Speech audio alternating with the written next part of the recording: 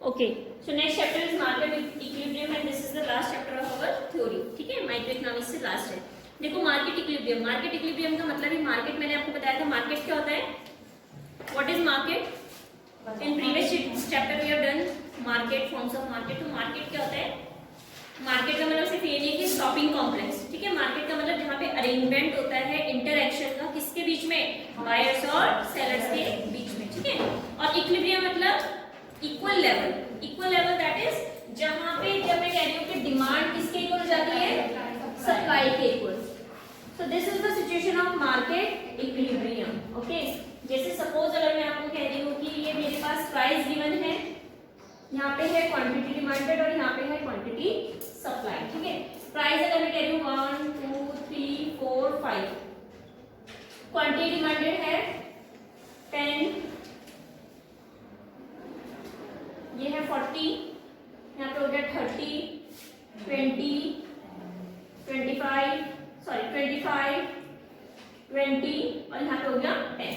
ठीक है, quantity supplied मतलब यहाँ पे 40 की डिमांड है तो सप्लाई ज्यादा हो रही है। अगर सपोज यहाँ पे 50 की हो रही है, यहाँ 40 की हो रही है, ठीक है, यहाँ पे 25 की है, यहाँ पे 10 की हो रही है और इसके बाद यहाँ पे कितनी की हो रही है, 5 की हो रही है। तो इस केस में देखो कौन सा इक्विलिब्रियम लेवल है हमारा, 25 से 25, that is QD is equal to QS. So this is the situation of market equilibrium. ये कौन सी सिचुएशन है, मार्केट इक्विलिब्रियम की। अगर हम इससे ऊपर की बात करते हैं that is QD is equal to QS, यहाँ पे है तो दैट इज 40। इसमें क्या है, ये ज्यादा है, सॉरी QS ज्यादा है और इसमें QS ज्यादा है, तो ये कौन सी सिचुएशन हो गई, excess supply. This is the situation of excess supply. Now here QD is more than QS and QD is more than QS. So this is the situation of excess demand. Is it clear? So market equilibrium is that situation in which equilibrium level quantity demanded of a commodity is equal to quantity supplied of that commodity. That is the situation of market equilibrium. Is it clear? Now move to the next, that is देखो market equilibrium के बाद excess supply है, excess demand है, ये आपको clear हो गया इस टेबल से। अब इसके बाद हम नेक्स्ट आते हैं इसमें कि प्राइस सीलिंग क्या होता है, प्राइस फ्लोर क्या होता है। इसमें दो टॉपिक्स यूज होते हैं, दैट इज प्राइस सीलिंग और प्राइस फ्लोर। देखो हमें पता है कि जो सप्लाई डिमांड एनालिसिस होता है वो किसके बेसिस पे होता है, कंज्यूमर के बिहेवियर पे और प्रोड्यूसर के बिहेवियर पे। अगर सपोज मैं कह रही हूँ सप्लाई हो रही है तो किसके बिहेवियर पे होगी सप्लाई, प्रोड्यूसर। मैंने कहा था ना सप्लाई में आपने अपने आप को क्या जो करना है, प्रोड्यूसर, और डिमांड कंज्यूमर, इन्हीं के बिहेवियर पे होती है। ठीक है ना, बिहेवियर मतलब कंज्यूमर अपने फायदे के लिए देखता है, तो जब प्राइस कम होते हैं दैट इज अपनी डिमांड बढ़ा देता है, और प्राइस कम हो रहे होते हैं, प्राइस बढ़ रहे होते हैं तो डिमांड को कम कर देता है। लेकिन अगर प्रोड्यूसर होता है तो प्रोड्यूसर क्या देखता है कि प्राइस बढ़ रही है तो वो सप्लाई को भी बढ़ा देता है ना। ये चीज हम लोगों ने पहले ही क्लियर कर रखी है। तो इसमें जो हमारे नेक्स्ट आता है दैट इज हाउ इक्विलिब्रियम। अगर मैं कह रही हूँ कॉम्पिटिटिव मार्केट है, perfect competitive market, perfect competitive market के फीचर्स क्या क्या होते हैं। इससे पहले वाला चैप्टर हमने कल किया था कि features of perfect competitive market, Saturday को किया था। क्या क्या होते हैं, large number of sellers and buyers, second homogeneous product, third हाँ और freedom of entry and exit. तो अगर हम परफेक्ट कॉम्पिटिटिव मार्केट की बात करते हैं तो इसमें क्या होता है कि इक्विलिब्रियम प्राइस और इक्विलिब्रियम को हम इंपैक्ट करते हैं, किससे चेंज होती है, हमारी चेन डिमांड हो रही है, चेंज इन सप्लाई हो रही है, उसके कारण हमारा इक्विलिब्रियम लेवल भी चेंज होता है। ओके, नाउ प्रेजेंट सेक्शन अगर हम, तो इसमें कुछ applications of tools and supply और डिमांड कर्व स्केल, वो कौन से हैं जो गवर्नमेंट ने लेके चली है। गवर्नमेंट ने दो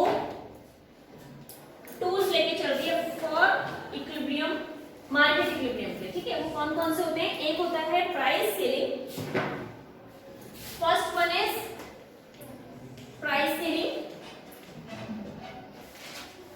and second one is price floor. Ceiling मतलब होता है मैक्सिमम, सीलिंग मतलब मैक्सिमम, और फ्लोर मतलब मिनिमम। अब आपने इसको याद कैसे रखना है कि प्राइस सीलिंग, ओ सॉरी मिनिमम, ये क्या हो गया मिनिमम। देखो आपको इसको याद याद कैसे रखना है कि सीलिंग का मतलब मैक्सिमम और प्राइस, क्या पता ये कुछ आपसे प्राइस कोड तो तुम कंफ्यूज रहेगी, मैक्सिमम है कि मिनिमम है, कंफ्यूज होता है। तो सीलिंग से याद रखना, सीलिंग मतलब ऊपर के लिए बोलते हैं, फ्लोर नीचे के लिए, तो ये वाला नीचे आएगा और ये वाला ऊपर आएगा, मैक्सिमम मिनिमम, ठीक है। अब इसके बाद देखो प्राइस सीलिंग का मतलब क्या होता है। हमें पता है कि जो परफेक्ट कॉम्पिटिटिव मार्केट है उसमें जो गुड्स और सर्विसेज होते हैं वो डिमांड एंड सप्लाई के कारण चेंज होता रहता है उसमें, है ना।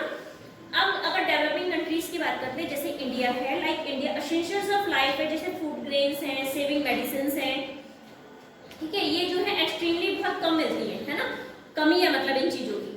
Consequently there open market price, जो उनके मार्केट प्राइस है वो बहुत ज्यादा हाई है, ठीक है, क्योंकि जो चीज कम होती है उसकी क्या प्राइस हाई रहता है ना।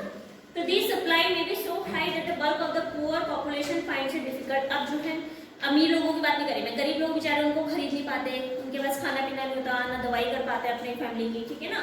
So it leads to undernourishment, तो उससे क्या होता है, अंडर नरिशमेंट की प्रॉब्लम होती है और यू कैन से माल न्यूट्रिशन होता है। Such a situation often compels the government to introduce, तो इस सिचुएशन ने क्या करा, गवर्नमेंट को कंपेल्स किया कि वो इंट्रोड्यूस करे क्या, प्राइस सीलिंग। प्राइस सीलिंग मतलब एक फिक्स करे मैक्सिमम प्राइस कमोडिटी के लिए जो कि इक्विलिब्रियम मार्केट प्राइस से क्या है, कम होता है। यानी कि अगर मार्केट प्राइस ज्यादा है, अगर सपोज मैं आपको कह रही हूँ मार्केट प्राइस किसी चीज का क्या है 100 है, तो गवर्नमेंट ने उसका प्राइस सीलिंग रख रखा है 80, ये कम हो गया ना, इससे मार्केट प्राइस से क्या है ये कम है ना। तो यानी कि प्राइस सीलिंग मतलब मैक्सिमम प्राइस किसने, गवर्नमेंट ने रखा है कि ताकि जो गरीब लोग हैं बेचारे वो भी उनको अफोर्ड कर सके, है ना। इसमें क्या होता है, however price ceiling is introduce, जब प्राइस सीलिंग इंट्रोड्यूस हुआ था तो सप्लाई और डिमांड फोर्सेस में काफी फर्क पड़ा था।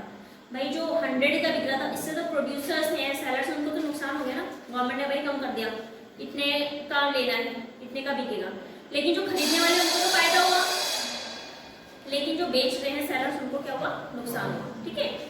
That is let us assume that concern commodity, अगर सपोज मैं बाजरा की बात करती हूँ, ठीक है, यहाँ पे कमोडिटी कौन सी ले रही हूँ मैं, बाजरा। This is a staple food in the desert of Rajasthan, आपको पता है बाजरा कहाँ होता है, राजस्थान में होता है। There is a number of buyers and sellers of bajra in the desert, Rajasthan में होता है तो वहाँ पे बहुत सारे इसके खरीदार भी और बेचने वाले भी हैं, बायर्स और सेलर बहुत ज्यादा है, कहाँ पे, राजस्थान में, किसके, बाजरा के, ठीक है। So the market for bajra is almost similar to that of perfect competition. अगर मैं मार्केट की, अब देखो सबने प्रोडक्शन कर रखा है, किस चीज का कर रखा है, बाजरा, वहाँ पे बहुत ज्यादा होता है, तो सबने फार्मर्स ने क्या लगा रखा है, बाजरा लगा, तो मार्केट में तो वही बेच रहे होंगे वो जो बाजरा का प्रोडक्शन किया, तो यानी कि एक फीचर किसका हो गया, वो कॉम्पिटिटिव मार्केट हो गया, वहाँ पे परफेक्ट कॉम्पिटिशन है ना, होमोजेनियस प्रोडक्ट बेच रहे हैं, बहुत सारे बायर्स हैं, बहुत सारे सेलर्स हैं, so that is the situation of perfect competitive market, है ना। इसमें क्या होता है, तो हम अज्यूम करते हैं कि जैसे सपोज अज्यूम करते हैं कि जो मार्केट प्राइस है बाजरा की वो डिटरमाइन हुई है किससे, जो भाई मार्केट प्राइस चल रहा होगा बाजरा का, वो जो फोर्स, जैसे अगर देख रहे होंगे डिमांड बढ़ रही है तो उससे सप्लाई, उसके प्राइस को भी क्या कर रहे होंगे, बढ़ा दे रहे होंगे, है ना। तो इससे क्या होता है, एंड जैसे सपोज अगर मैं कह रही हूँ कि जितनी ज्यादा एक्सेस डिमांड होगी बाजरा की, लेकिन उससे क्या होगा कि जो उसको भाई डिमांड ज्यादा है, इसका मतलब पीपल उसको खरीद ही नहीं पा रहे, अकॉर्डिंगली जो उसके पार्शियल हंगर जो है उसे होने लग जाएगा। जैसे कि सपोज मैंने आपको कहा कि बाजरा बहुत ज्यादा हो रहा है, अब बाजरा बहुत ज्यादा हो रहा है तो क्या करेंगे, उसको जो वहाँ बेचने वाले होंगे उसके प्राइस हाई रखेंगे कि कम रखेंगे, कम रखेंगे तो उस अच्छे से बिक जाएगा, लेकिन क्या है उन लोगों को तो नुकसान हो जाएगा, फार्मर्स वगैरह को, है ना। तो इससे जो है प्रॉब्लम भी बहुत ज्यादा क्रिएट हुई है, ठीक है। अब देखो इसमें क्या हुआ, प्राइस सीलिंग अगर मैं बात करती हूँ, ये सिर्फ ये नहीं है कि इसमें कोई नुकसान नहीं है, गवर्नमेंट ने अगर निकाला है प्राइस सीलिंग तो इसमें कोई नुकसान नहीं है, इसके कोई डिमेरिट्स नहीं है, ऐसा नहीं है। इसमें देखो you are to stand in long queues to get your allotted quota, आपको पता है जैसे कोटा वगैरह की दुकान होती है तो उसमें क्या है, गवर्नमेंट ने कम कर रखा है ना, तभी तो लोग जाते हैं राशन में सामान लेने, है ना। जो शॉप पे से भाई वहाँ पे दाल अगर सपोज शॉप में जो है कितने की मिल रही है, 80-85 की होगी, तो वहाँ पे 60 की होगी या 55 की होगी, कम मिलती है, तभी तो लोग क्या, तो उसका डिमेरिट क्या है कि लंबी लाइनों में खड़े रहना पड़ता है। तो दूसरा क्या है कि you may be offered a low quality product, बिल्कुल बेकार का क्वालिटी प्रोडक्ट, क्यों, क्योंकि क्या करते हैं आजकल ब्लैक मार्केटिंग बहुत होती है, जो कोटा वगैरह की शॉप होती है, राशन की शॉप होती है, वो क्या करते हैं अच्छा तो सामान दुकानों पे सप्लाई कर देते हैं, बेच देते हैं, और जो बिल्कुल बेकार रहता है, नीचे का रहता है, वो लोगों को देते हैं, लेकिन लोग उसमें भी खुश होते हैं, क्यों, क्योंकि वो उनको कम रेट में मिल रहा है, ठीक है। तो ये उसके डीमेरिट्स भी हैं, एक तो लंबी लाइन में खड़ा होना पड़ता है, दूसरा क्या है बिल्कुल लो क्वालिटी प्रोडक्ट हमको मिलता है, ठीक है। That is ration goods are often sold in the black market rather than being delivered to the poor. अब पता है कि जो राशन के गुड्स गेहूं है, चावल वगैरह जो मिलता है राशन की दुकानों में, वो किस लिए करा गवर्नमेंट ने, कि ताकि गरीब लोगों को पहुंच सके, जो नहीं खरीद सकते वहां से खरीद लें, है ना। लेकिन क्या है, उसमें भी ब्लैक मार्केटिंग चल रही है। वो लोग क्या करते हैं, राशन वाले दुकानों में दे देते हैं, जो बिल्कुल बेकार का होता है वो देते हैं, और कई बार तो बोलते हैं ही नहीं, खत्म हो गया। कैसे खत्म हो गया, तो तुम बांटा ही नहीं अभी तक, है ना। तो इस चीजों में सब में क्या चल रही है आजकल, ब्लैक मार्केटिंग चल रही है। So black marketing compounds the problem of scarcity, और क्या करती है, जो बेचारे गरीब लोग हैं वो तो अभी भी डेप्रिविएशन में, डेप्रिविएशन मतलब उनको पूर्ति नहीं हो पा रही है उस चीज की, जिस चीज की उनको डिमांड है, जिन चीजों की, वो चीज उनको नहीं मिल पा रही है। क्यों, क्योंकि ब्लैक मार्केटिंग बहुत होती है ना। If the price ceiling with rationing is to succeed, तो गवर्नमेंट को इंप्रूव करना चाहिए, अपना डिस्ट्रीब्यूशन सिस्टम को इंप्रूव करना चाहिए। The government must evolve a system, जिससे कि ये हो कि भाई जो गुड्स हैं वो एक्चुअली डिलीवर्ड हो जाए किसको, पुअर, ठीक है ना। जो मेन जिसके कारण गवर्नमेंट ने ये स्टेप लिया है प्राइस सीलिंग का, तो कम से कम उसका जो मेन ऑब्जेक्टिव है, जो एम है, वो पूरा हो जाए। इसके बाद नेक्स्ट आता है price floor. Price floor means the lowest और minimum price, you can say, जो फिक्स किया है गवर्नमेंट ने एक प्रोडक्ट के लिए, कि जो मिनिमम प्राइस है गवर्नमेंट ने फिक्स कर रखा है। The government fixes floor price for farm products. जहां तक ये जो हम कह रहे हैं कि जो प्राइस फ्लोर है ये किस लिए रखा है, फॉर फार्म प्रोडक्ट्स, ठीक है। इसके लिए ये फॉर फार्म प्रोडक्ट्स के लिए गवर्नमेंट ने ये इंट्रोड्यूस किया है, ठीक है। नाउ फार्म प्रोडक्ट्स मतलब जैसे आपको पता है व्हीट है, राइस है, ये सीजनल होते हैं नेचर में, ठीक है। दीज प्रोडक्ट्स आर हार्वेस्टेड, ये हार्वेस्ट होते हैं और सोल्ड होते हैं फार्मर्स के द्वारा शॉर्ट टाइम स्पैन में, छोटे छोटे टाइम में, है ना। ऑफन दीज एक्सेस सप्लाई, अभी मतलब इसकी बहुत ज्यादा सप्लाई होती है मार्केट में, it leads to price crash. इससे क्या होता है, प्राइस क्रैश हो जाता है। प्राइस क्रैश मतलब कोई ज्यादा का बेच रहा है, कोई कम का बेच रहा है ना। कई बार एक ही सेम चीज को क्या सेम ही प्राइस में कोई बेच रहा है, अगल बगल वाला दुकान वाला, तो प्राइस क्रेश की प्रॉब्लम क्रिएट होती है।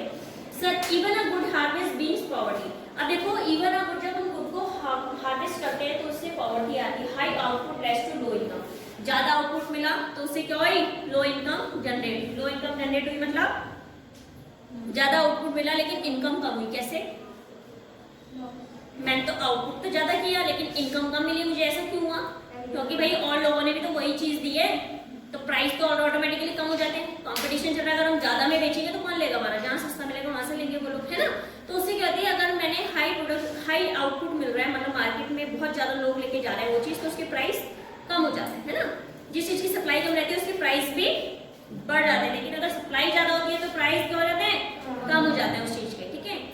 So such a situation would compel the farmer to cut his cultivation. तो इससे क्या होता है, ये जो सिचुएशन होती है इससे फार्मर को क्या करना पड़ता है, अपनी कल्टीवेशन को कट करना पड़ता है। इससे क्या होता है, नेशन वाइड अब क्या है भाई, जब फार्मर्स को इतना नुकसान हो गया तो वो अपनी कल्टीवेशन को कट कर देंगे। कट करेंगे तो हमें जो, अगर हम नेशन वाइड की बात करते हैं तो शॉर्टेज हो जाएगी किसकी, फूड ग्रेन्स की, है ना। जो फार्मर्स लोग कर रहे हैं वो ही नहीं होगा तो कहाँ से होगा फिर, पूरे नेशन में क्या हो जाएगी, इस चीज की कमी हो जाएगी।